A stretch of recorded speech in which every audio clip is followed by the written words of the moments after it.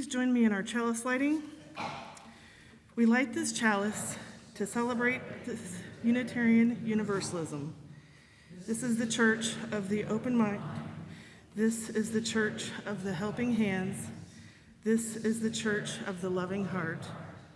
Together we care for the church and each other.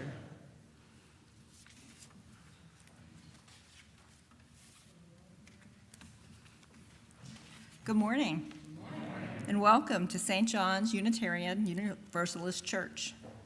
My name is Ann Schur, and I'm your worship associate today.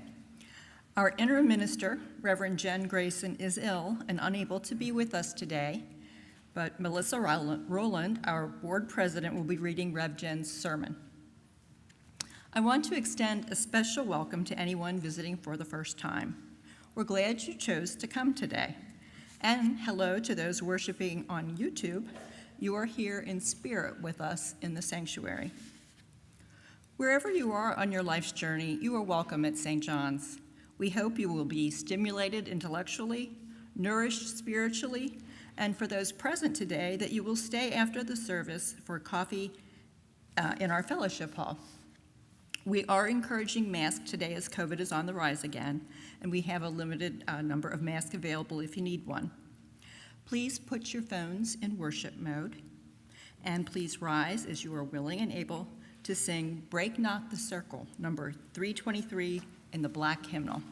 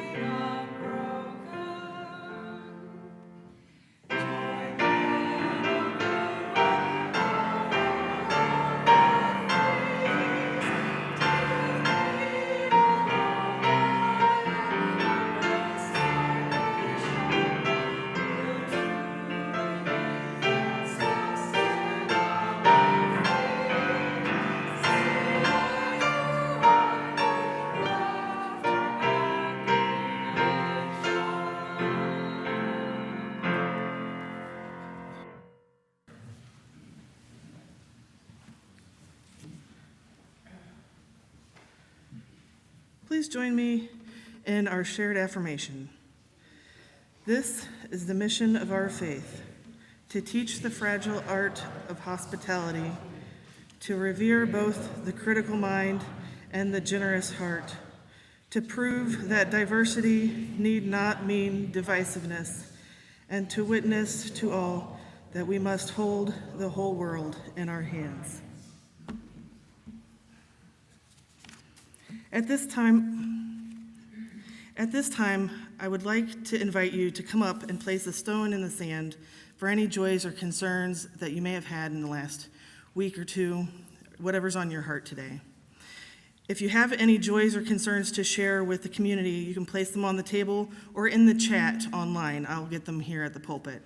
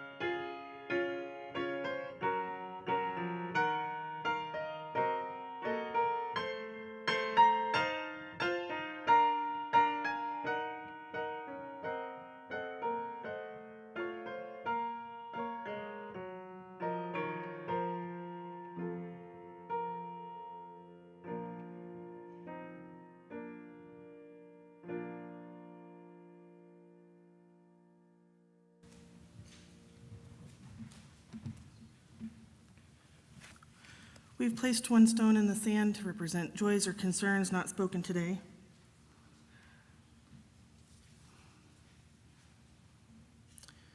It's now time for our children's story. Any children, young in heart or in age, please come forward.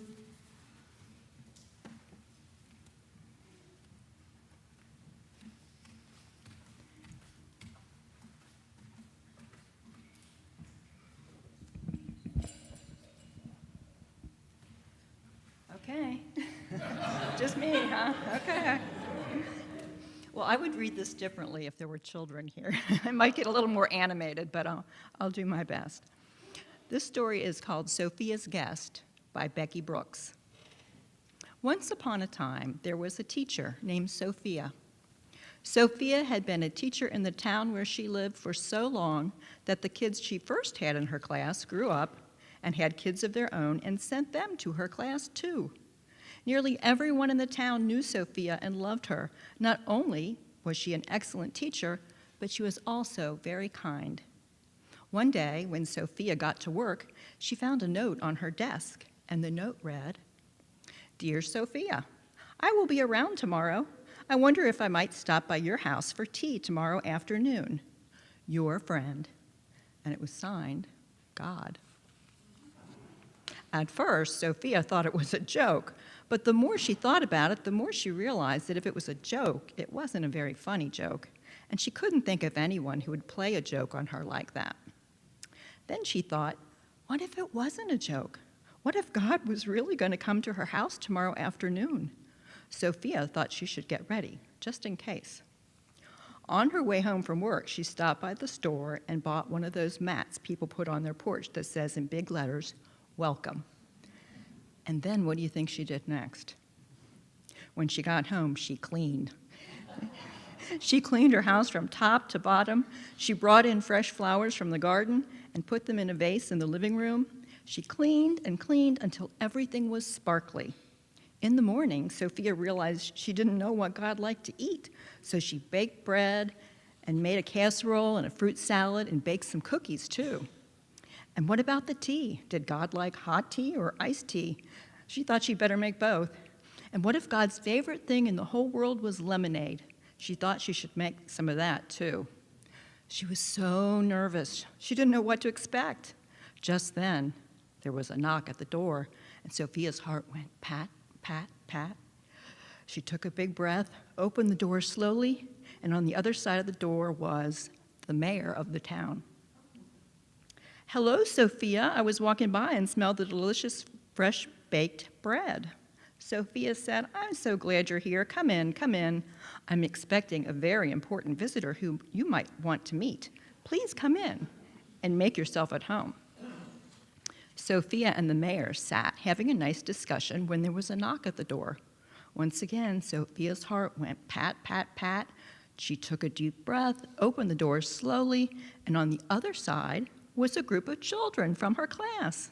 "Hello, Miss Sophia. We were walking by and noticed the smell of fresh-baked cookies."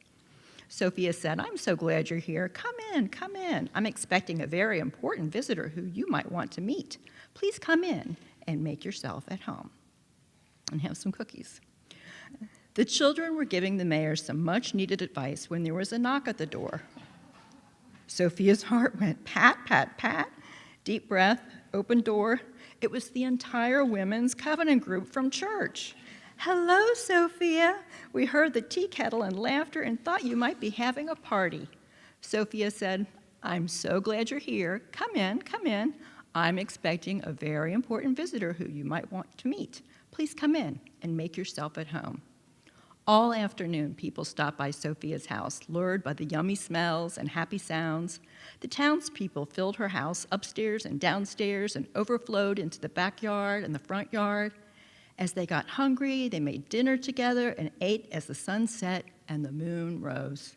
It was a great party. People were playing games and telling stories and baking and playing music and talking together. Sophia had such a nice time that she completely forgot about her very important guest. Even as she waved goodbye to her friends at the end of the night, she felt only contentment at having such a lovely party. In the morning, though, Sophia woke up and remembered everything. She was confused. Whatever had happened to God? All during her walk to work, she tried to figure out what had happened. Along the way, she smiled and waved to the people she ran into who had been at her party. She thought to herself that she really should do that again sometime. When Sophia arrived at work, she was surprised to find another note on her desk, and it read, "Dear Sophia, I had such a wonderful time yesterday. The bread was delicious, the cookies were divine, tea mixed with lemonade is my very favorite. Thank you for being such a wonderful host. I hope we can do it again soon." And it was signed, Love, God. And now I don't know that we have any children. Do we have any children to sing to class? Well, it looks like we'll be skipping that, so.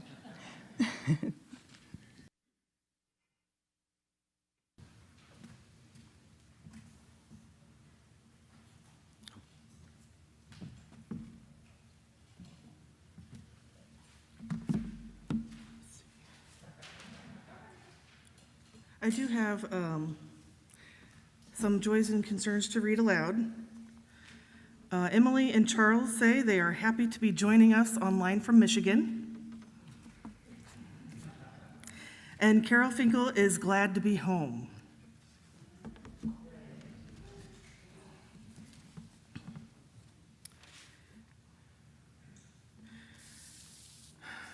Now this is our time for prayer and meditation.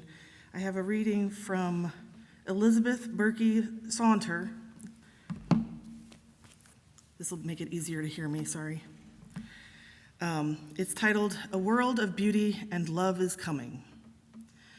Spirit of love, love which holds us, we gather in reverence and thank you. We are grateful for the gift of another breath and for each moment of connection, beauty, and truth.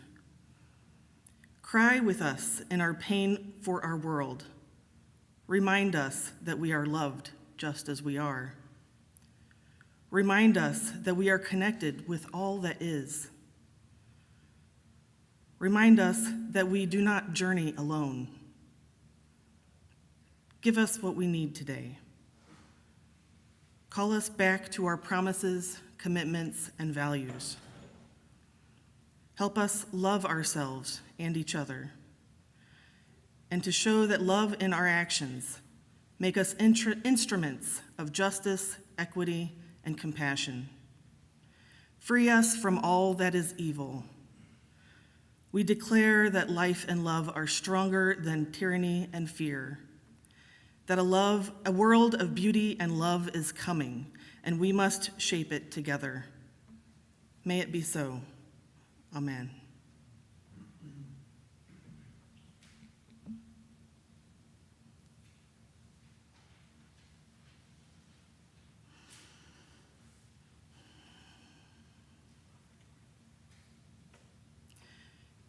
Now is our time for offering. Please give as you are willing or able for the good works of the church.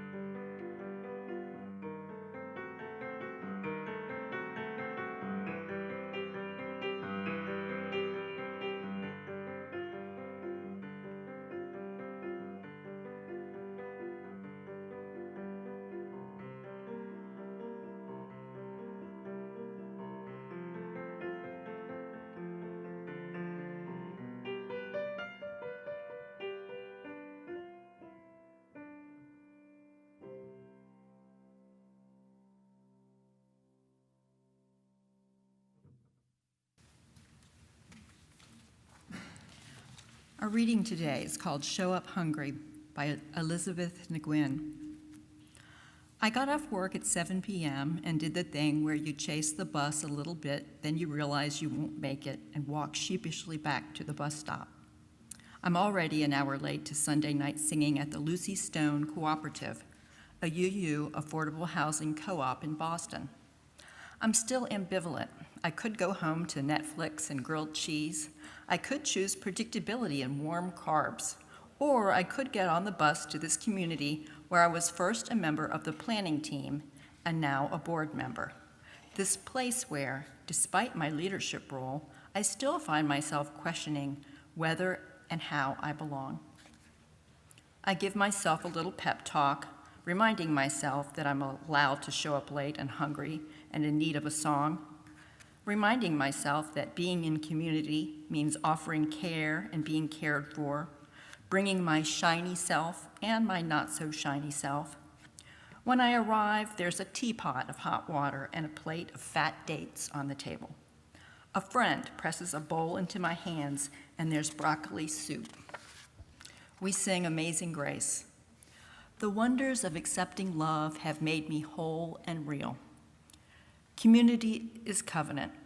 It's the promise of a bowl of soup and a song at the end of the day. It's love in the form of a house on Moreland Street that has said that it doesn't matter that I don't live there, that I too am welcome on Sunday nights.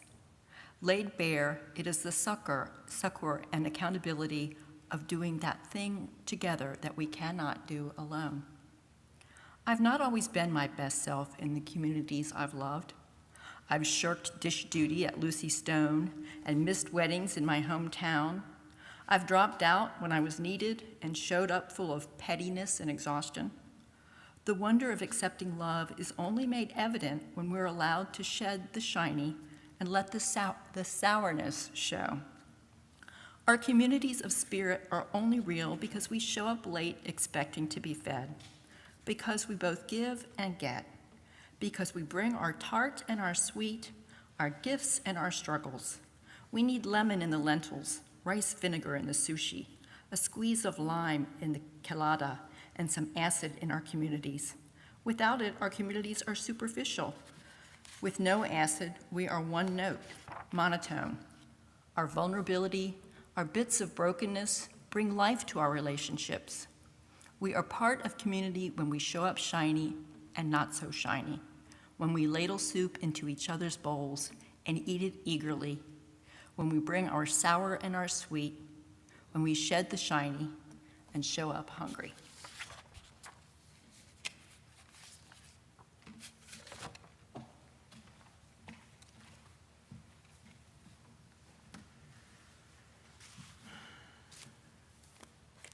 Good morning again. I am going to be reading Reverend Jenn's sermon today. It is written in first person, so just keep that in mind when I refer to her wife. Do not neglect to show hospitality to strangers, for thereby some have entertained angels unaware. That's Hebrew 13:2 in the Christian scriptures. When Sophia received a note that God was going to drop by, she first thought it was a joke, wouldn't you? What if the note was from Neil deGrasse Tyson or Michelle Obama? Okay, you might still think it's a joke. Unless one of you know either of them personally, in which case Reverend Jenn says she'd like to talk to you. But Sophia receives a note claiming to be from God, saying that God is going to stop by the next day. And despite thinking that it could be a joke, she decides to go ahead and take the chance that God indeed is going to stop by and prepares herself for that possibility. She goes to the store and she buys a mat that says welcome. She gets all the supplies she would need to make God as welcome as possible. She cleans her house from top to bottom. She brings in flowers and makes everything sparkly. Sophia isn't totally sure that God is coming, yet she strives to make God feel welcome. What would you do to make God, or Neil, or Michelle, feel welcome? Sophia making her home ready for someone who may not show up is an act of faith.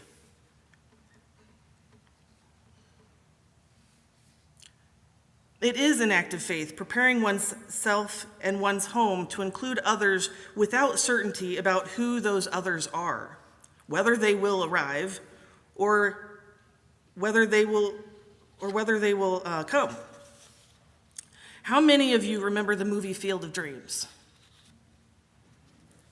In that movie, Ray, an Iowa farmer, hears a voice that keeps saying, "If you build it, they will come." He eventually embraces the idea and builds a ball field in the middle of an Iowa farm. Who do we want to build the field for here at St. John's? Every congregation I've ever worked with says that they want to grow. But there are ways for new members to have their own space within the congregation? Is there room in leadership? Are people invited into social groups? In what ways do we welcome new visitors and members? It isn't always easy. There are often choices we have to make as a congregation.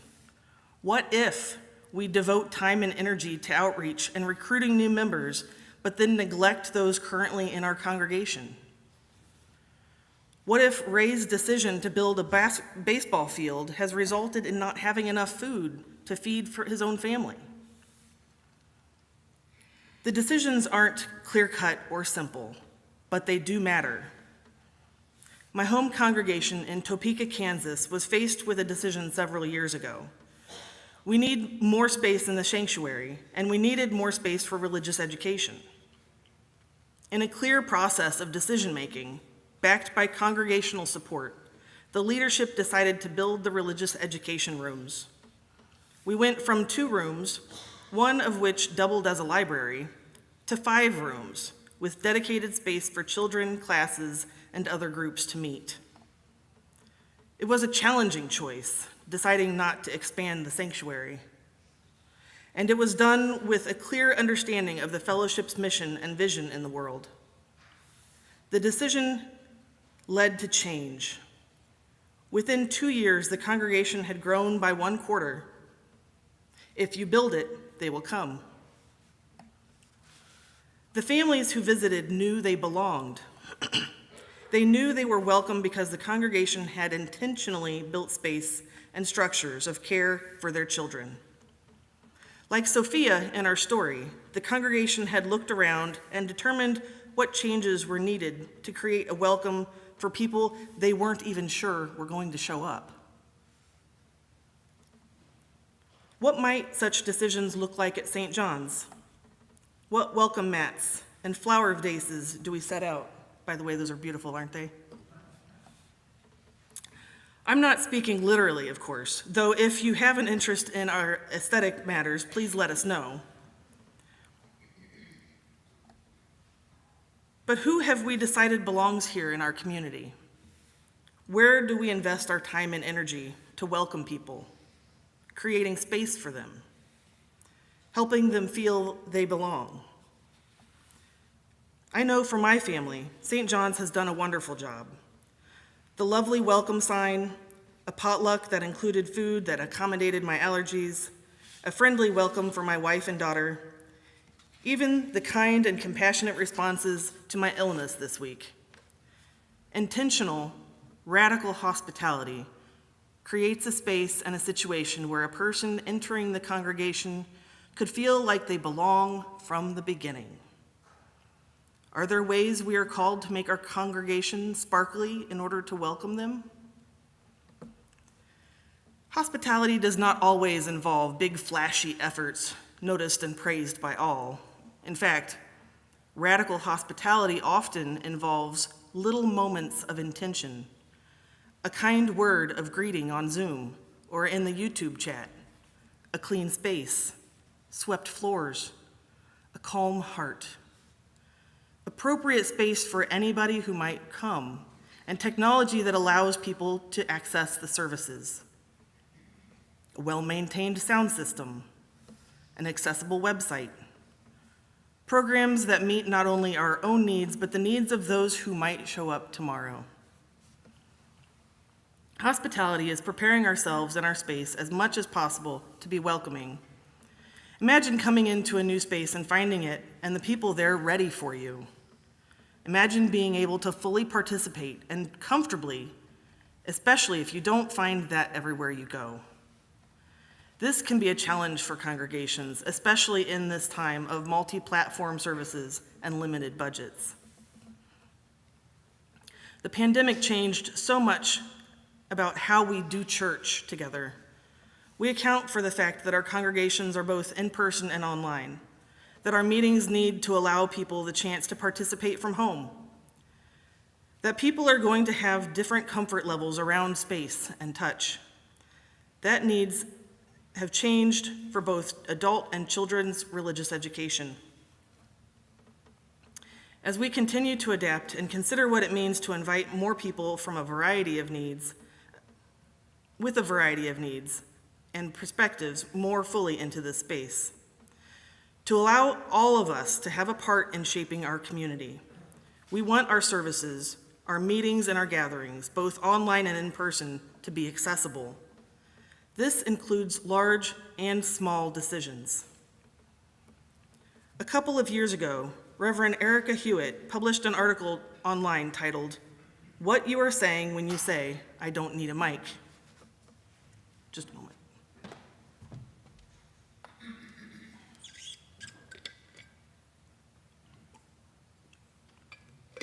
Have you seen it?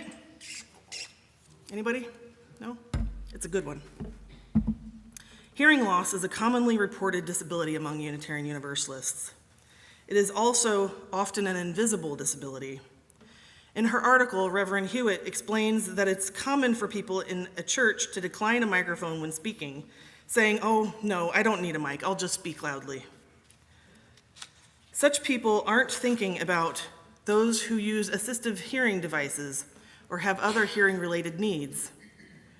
Reverend Hewitt quotes a colleague who shared, "At a recent ministers' meeting I attended, the culture was such that when someone started to speak and didn't have a mic, multiple people would say, 'Please use the mic.' I can't tell you how much that meant to me, not to be the only one complaining about not being able to hear. That was real inclusion." Consistent use of a microphone is one of the cheapest, easiest, and least budget-related ways to make individuals with hearing challenges feel welcome in our congregation. Other ways can include things like making sure your pulpit is accessible, literally. St. John's has taken steps in that direction just in the last few weeks. We added a rail over here and a grab bar over there to the chapel to allow people better access to the bema. It was decided we would get it in and figure out how to make it pretty later. I think it doesn't look bad, actually, as it is. Safety is really beautiful, isn't it? Some congregations may also choose to provide access to Braille or large print hymnals and can ensure that there are a number of ways to access provided materials.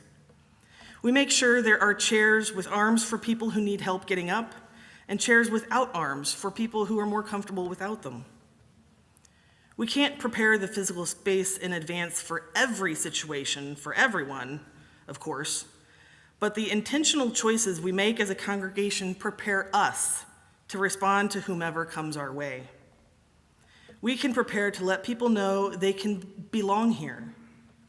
A number of years ago, the entertainers Penn and Teller, in a desire to prove it is impossible to prepare for every accessibility need, put a man in an iron lung. Have you seen this one? And tried to go into different agencies and situations with the man in the iron lung. It was an absurd television stunt, and the conclusions they drew in that episode are debatable. But it serves as a reminder that we can't always know what somebody will need in advance. Sophia thought God might be stopping by.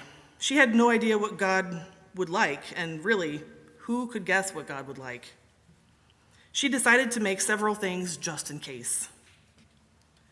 Becky Brooks says, "In the morning, Sophia realized She didn't know what God liked to eat, so she baked bread and made a casserole and fruit salad, and baked some cookies too. And what about tea? Did God like hot tea or iced tea? She thought she might make both. And what if God's favorite thing in the whole world was lemonade? Well, she thought she should make that too. Sophia made what she thought God might like.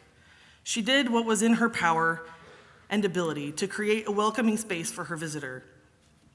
Of course, she knew how to make other dishes and drinks, but she still made choices about what she would provide. She approached this puzzle with an attitude of radical hospitality. It was her focus and orientation toward being welcoming that guided her choices and behaviors, and even her responses to the visitors who did come. For those of you who have not yet met my wife, this is Reverend Jenn speaking, Virginia is shorter than the average person. Often, when she sits in chairs or pews, her feet don't comfortably reach the floor. If she is sitting there for some time, it can be painful. Many years ago, when she was visiting an Episcopal church for the first time, a woman overheard her joking about her feet not being able to reach the floor. Rather than dismiss or ignore the joke, as she could have, this woman set out to be intentionally welcoming. She appeared next to Virginia with one of those kneelers that some churches use and asked if it might work for her as a footrest during the service. After the service, the woman told Virginia where the kneelers were kept so that any time she wanted to, even if the woman wasn't there, she would be able to get one and sit comfortably and worship. What if each and every person in a congregation approached welcome with that level of intention? What would we need to do to prepare ourselves to offer hope and love for all of those we encounter, even before we know who those all will be? What would it look like to live as a people focused on radical hospitality?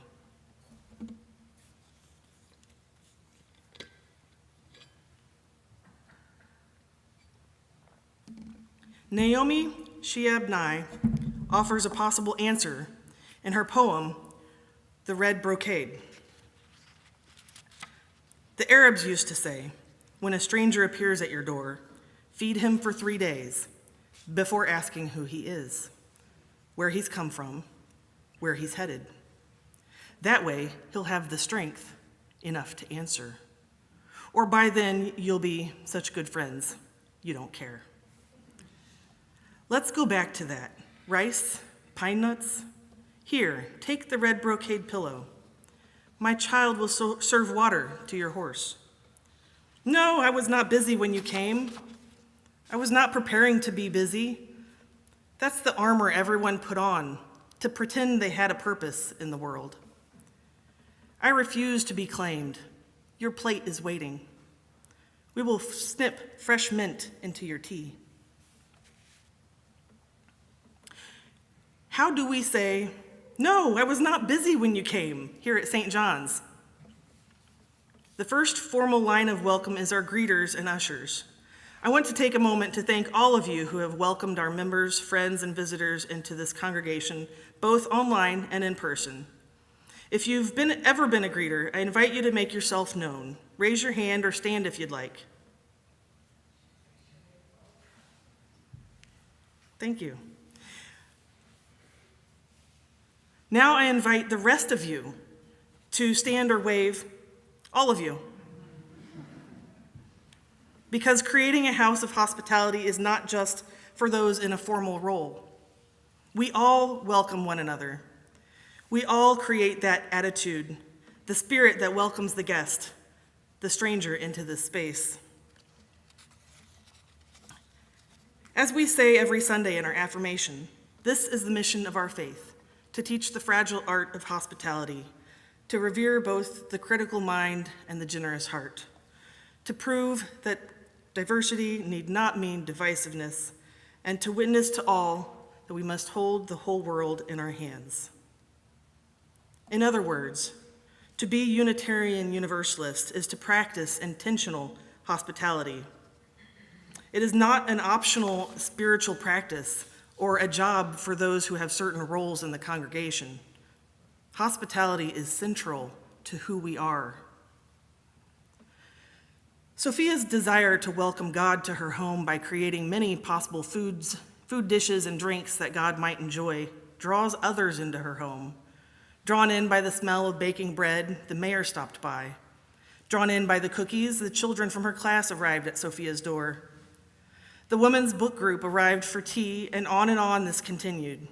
People drawn in by Sophia's desire and efforts at creating a welcoming space. Because Sophia was treating her expected guest as a sacred visitor, she received many unexpected guests as well. Consider that just a little more. Sophia is expecting a once-in-a-lifetime opportunity. She's expecting God to stop by. And whenever someone shows up at her door, she greets them with, "I'm so glad you're here. Come in, come in. I'm expecting a very important visitor who you might want to meet. Please come in and make yourself at home." She thinks that perhaps God is coming by, yet Sophia doesn't chase away these other guests. She welcomes them into her home, even telling them that she has a very important guest coming by. I don't know about you, but if Michelle Obama or Neil deGrasse Tyson left a note saying they were going to stop by my house, I might not be letting other people in. What if I don't get the time I want to talk to my visitor? Sophia is fully aware that her experience of God's visit is going to be different because of the people she has invited into her house. Rather than having a couple of hours for herself and God, she is going to end up sharing her visit with the mayor and the women's book group and the kids and everyone else who showed up. She is willing to let her experience of the sacred be changed by the presence of other people, other needs. The author of this story, Becky Brooks, may have been looking for a way to illustrate the belief of the Benedictine religious orders. Benedictines are Catholic monks and nuns who agree to live following the rule of Saint Benedict, which, among other things, instructs followers to welcome all guests as if they were Christ himself. As one description by Reverend Cole Boson puts it, welcoming the stranger offers us a chance to encounter the sacred. Each person has a spark of the divine within them and is capable of changing our lives. Practicing radical hospitality allows us the chance to have that encounter. For the monks, hospitality means bringing strangers into your heart. If you practice the monks' hospitality, you widen your boundaries to include those who are not like you. The authors of Radical Hospitality, Benedict's Way of Love, expand on this, saying, merely being nice to people does not fulfill the deep requirements of Benedictine hospitality. We must let the person stir us. We must connect.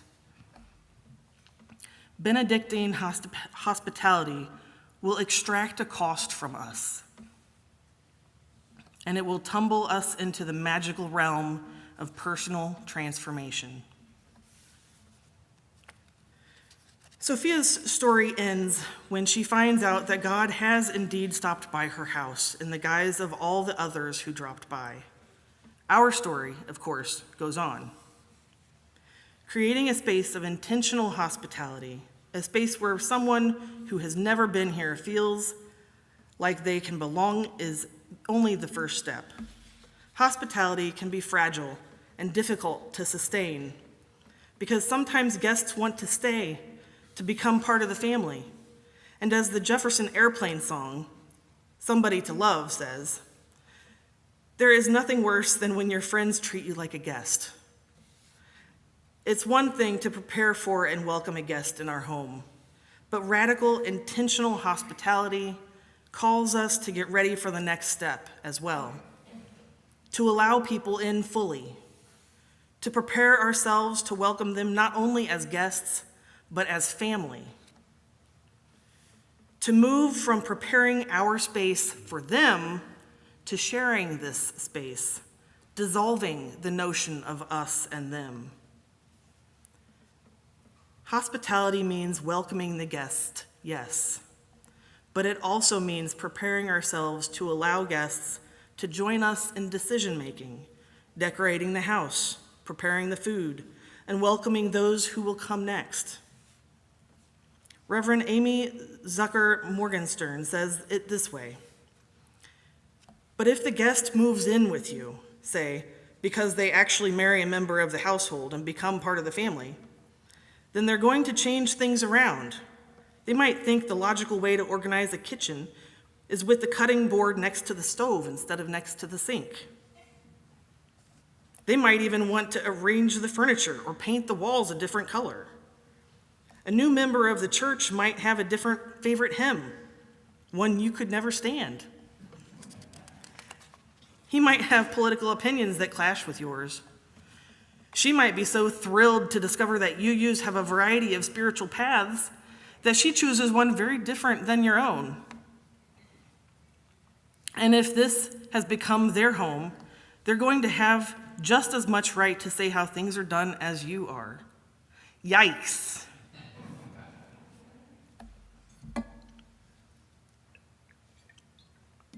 Yikes indeed. That is our call. In all its joyful risk and unknown reward, we are called to an intentional, radical hospitality, when it is easy and when it is difficult. My beloved spiritual companions, when we practice radical hospitality, preparing this space and ourselves for whomever might come our way, we risk allowing ourselves to be impacted, to be changed by those who come into our homes, into our lives, into our experience of the sacred. Are we ready for that? Are we ready to welcome people who want to change the way it's always been done?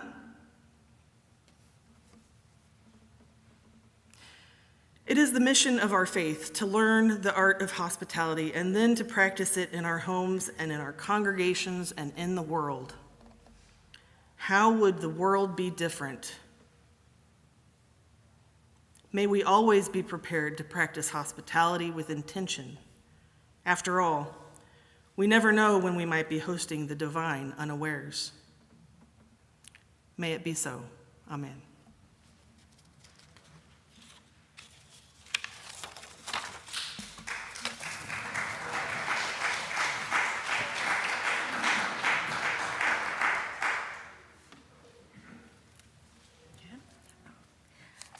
Okay, so I want to point out that there's our announcements in the order of service.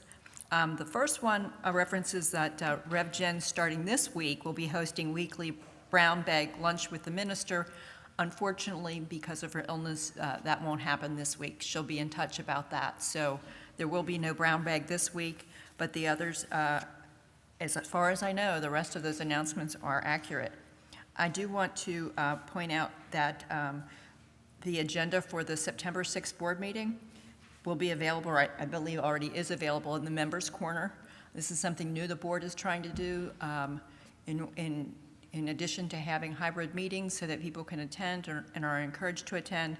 The agenda will be put out beforehand so you can decide if you really want to attend or not. So, and that's going to be at the members' corner at the church website. Next Sunday is water communion, so please bring either symbolic or actual water from your summer. And I would like to invite Wanda up for an announcement about Found House.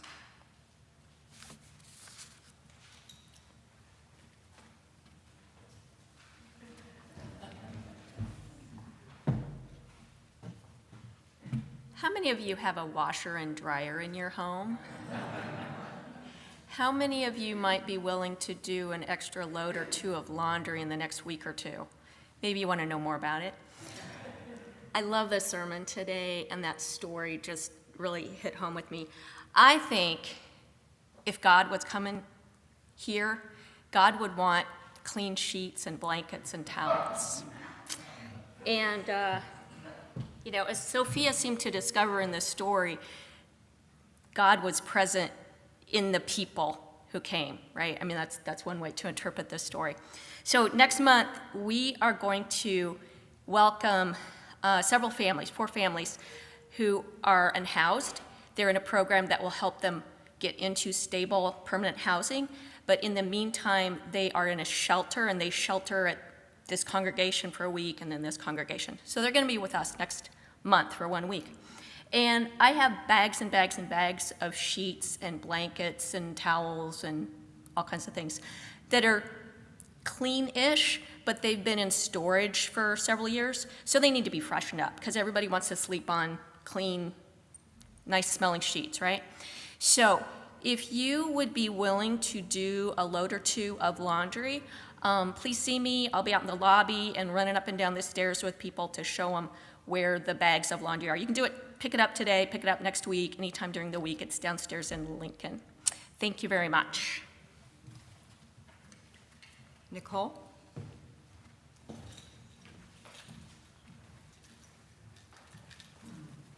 I promised I'd be short.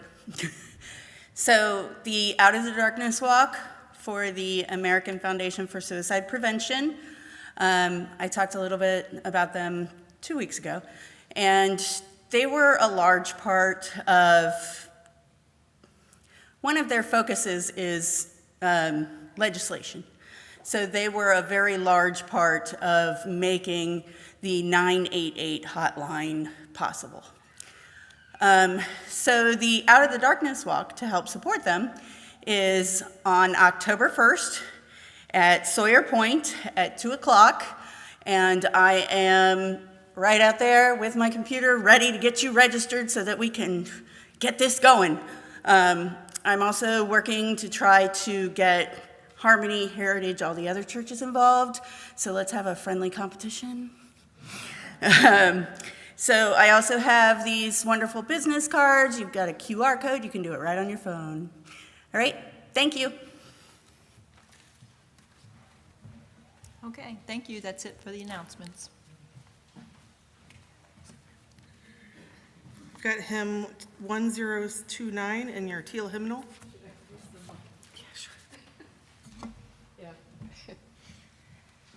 Sorry I didn't use the mic that last time. Oh, yeah, all righty. So we've got this hymn in the teal hymnal, hymn 1029. I recommend that you actually use your hymnal, not just the words, because this is a hymn I think that's unfamiliar to us, and it could help you to see the notes as you're reading along. And so Stephen is going to play it through once, and then we'll sing the 4 verses, and maybe you should go just a little slow, like dee, dee, dee, dee, like that.